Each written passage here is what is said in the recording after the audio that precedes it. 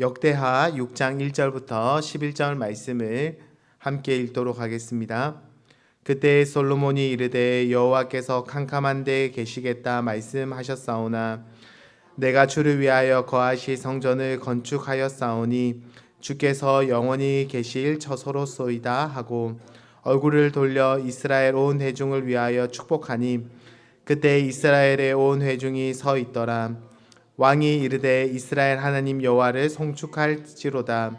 여호와께서 그의 입으로 내 아버지 다윗에게 말씀하신 것을 이제 그의 손으로 이루셨도다. 이르시기를 내가 내 백성을 애굽 땅에서 인도하여낸 날부터 내 이름을 둘 만한 집을 건축하기 위하여 이스라엘 모든 지파 가운데서 아무 성읍도 택하지 아니하였으며 내 백성 이스라엘의 주권자가 될 사람을 아무도 택하지 아니하였더니 예루살렘을 택하여 내 이름을 거기 두고 또 다윗을 택하여 내 백성 이스라엘을 다스리게 하였노라 하신지라.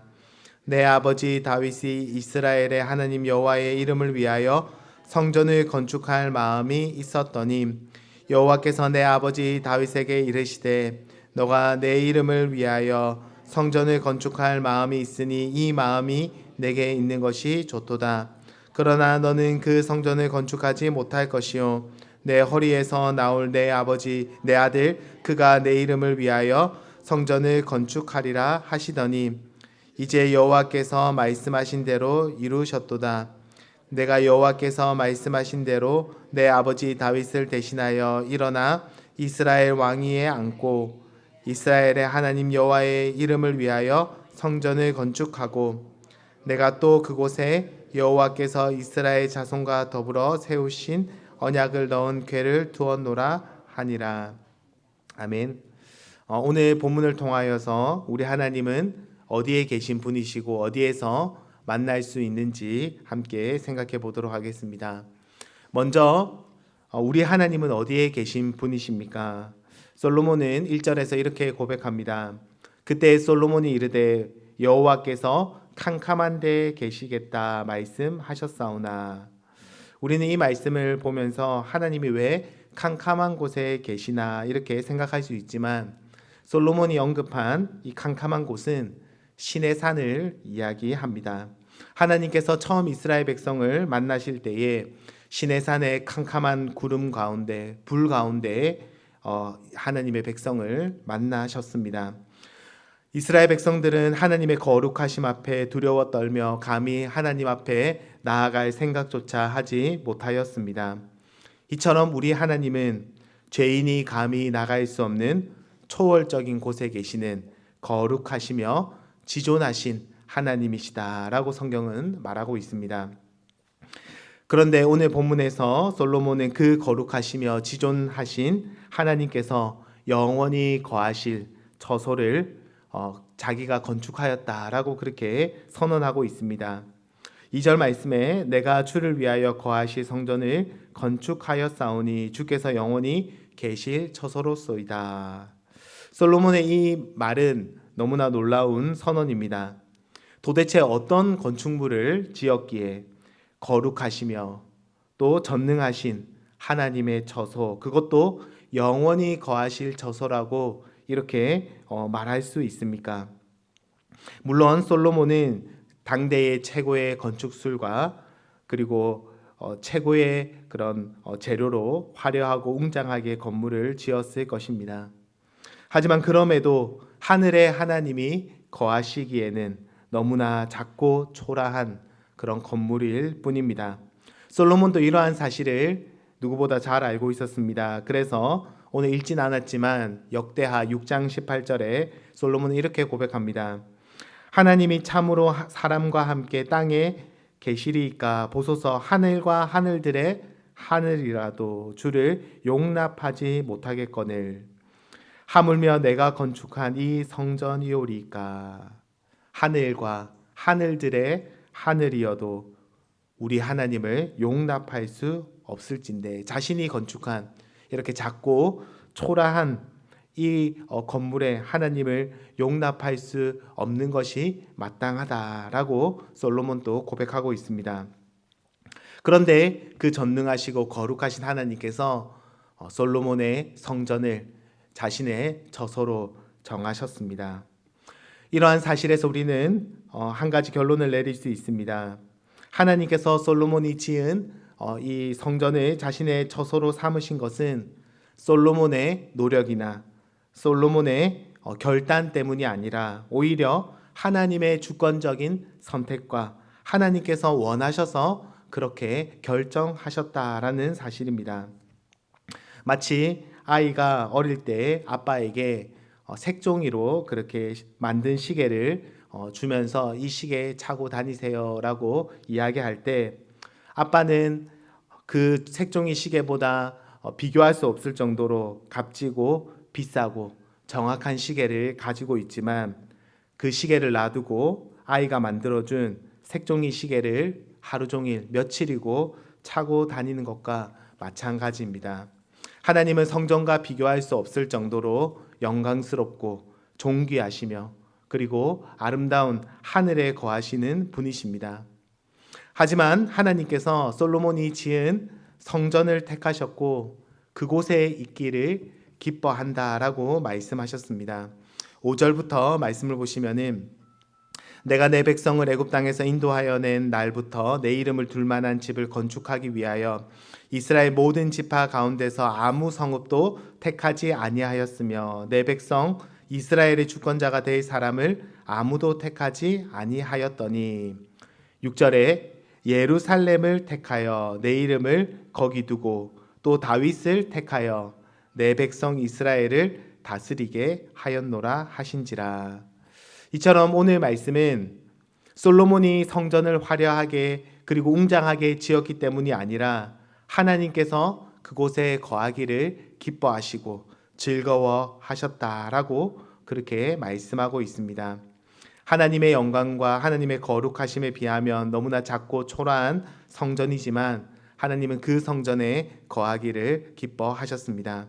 그러므로 우리는 솔로몬이 지은 화려하고 웅장한 성전 규모에 주목할 것이 아니라 하나님이 이 솔로몬이 지은 성전에 거하기를 결정하셨다. 하나님의 선택과 하나님의 주권과 하나님의 기쁨이 어디에 있는지 주목해야 합니다. 우리 주님은 어떠한 분이십니까? 허물과 죄로 가득한 자들을 용서하시고 그들을 만나주시고 그들과 교제하는 것을 기뻐하시는 분임을 오늘 본문은 너무나 잘 보여주고 있습니다. 주의 설교 본문이었던 스바냐에서 마찬가지로 이렇게 고백합니다. 너의 하나님 여호와가 너의 가운데 계시니. 하나님께서 우리 가운데 계시는 것을 기뻐하십니다. 근데 왜 우리 가운데 거하십니까? 그는 구원을 베푸실 전능자이시라. 그가 너로 말미암아 기쁨을 이기지 못하시며 너를 잠잠히 사랑하시며 너로 말미암아 즐거이 부르며 기뻐하시리라. 하나님께서 우리 가운데 거하시는 것을 기뻐하신다. 그런데 그 기쁨을 이기지 못할 정도로 하나님께서는 너무나 우리를 사랑하시고 우리 가운데 함께 하는 것을 원하신다라고 말씀합니다. 성경이 말하고 있는 하나님은 저 멀리 캄캄한 곳에 계시는 분이 아니라 우리 가운데 거하시기를 기뻐하시며 우리를 향한 기쁨을 이기지 못하는 분이다라고 말씀하십니다. 우리를 잠잠히 사랑하시는 분이시다. 그래서 성전에 거하기를 자기 백성들 가운데 거하기를 선택하셨고 기뻐하셨다라고 말씀합니다. 그런데 하나님께서 솔로몬이 지은 성전에 거하기로 결정하신 것도 놀라운 사실이지만 그것보다 더 놀라운 사실이 복음 안에서 성취되었습니다. 고린도전서 3장 16절에 바울은 이렇게 고백합니다. 너희는 너희가 하나님의 성전인 것과 하나님의 성령이 너희 안에 계시는 것을 알지 못하느냐. 이 말씀은 우리가 잘 아는 말씀이지만 사실 너무나 충격적인 그리고 놀라운 말씀입니다. 하늘과 하늘들의 하늘이라도 거룩하신, 전능하신, 지존하신 우리 하나님을 용납할 수 없을진데 그 거룩하신 하나님께서 우리 가운데, 죄인인 우리 가운데 거하시기를 결정하시고 그리고 그분의 거룩한 성령이 우리 안에 함께 계시며 우리와 교제하기를 원하신다라는 정말 놀라운 말씀이 복음 안에서 그렇게 성취되었다라고 말씀하십니다. 하나님께서 우리 가운데 거하시는 것은 우리가 열심히 신앙생활했기 때문이 아닙니다. 우리가 교회 봉사를 많이 그렇게 섬겼기 때문도 아닙니다. 하나님의 전적인 우리가 이해할 수 없는 하나님의 선택이며 하나님의 의지이며 하나님의 기쁨으로 그렇게 결정하시고 이루신 것입니다. 하나님께서는 우리를 기뻐하시며 우리 가운데 거하시기를 즐거워하시며 우리와 함께 하시기를 원하십니다.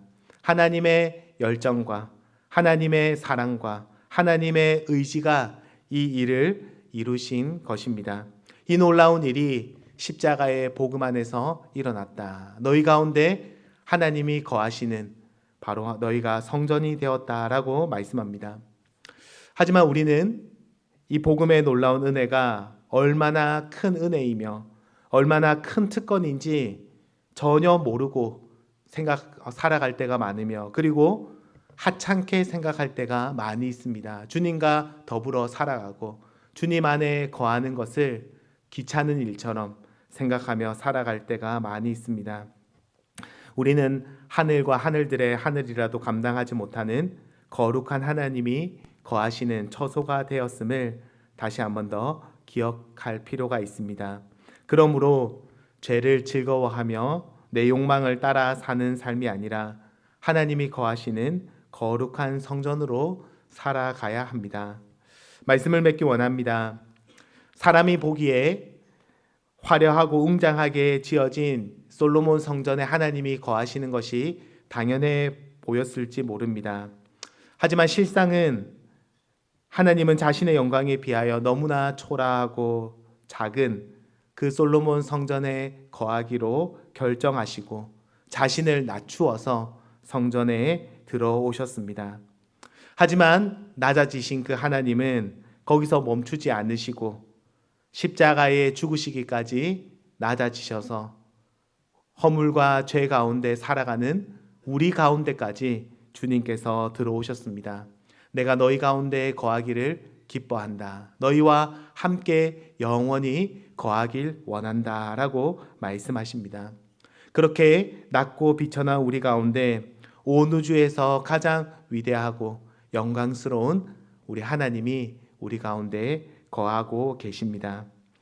하지만 우리는 주님과 동행하며 살아가는 것을 가볍게 생각하고 다른 우상들을 즐거워하고 그 우상들로 우리의 마음을 채울 때가 많이 있습니다. 이 시간 우리의 모습을 한번 돌아보면서 다시 그 주님을 기뻐하고 주님과 거하며 그리고 주님과 동행하기를 간절히 소망하는 저와 여러분이 되시기를 주님의 이름으로 축복합니다. 기도하도록 하겠습니다. 하나님 아버지, 거룩하시며 전능하신 우리 주님께서 작고 초라한 성전에 거하시는 것으로 멈추신 것이 아니라 허물과 죄로 죽었던 우리 가운데 거하시기까지 내려오신 그 주님의 은혜를 다시 한 번 더 우리가 감사하기 원합니다. 우리를 주님의 성전으로 삼아주시고 우리 가운데 거하기를 기뻐하시며 우리와 함께 하시는 그 주님을 날마다 가까이 하고 죄를 멀리하는 거룩한 주님을 닮은 삶을 살아가게 하여 주시옵소서. 예수님의 이름으로 기도드립니다. 아멘.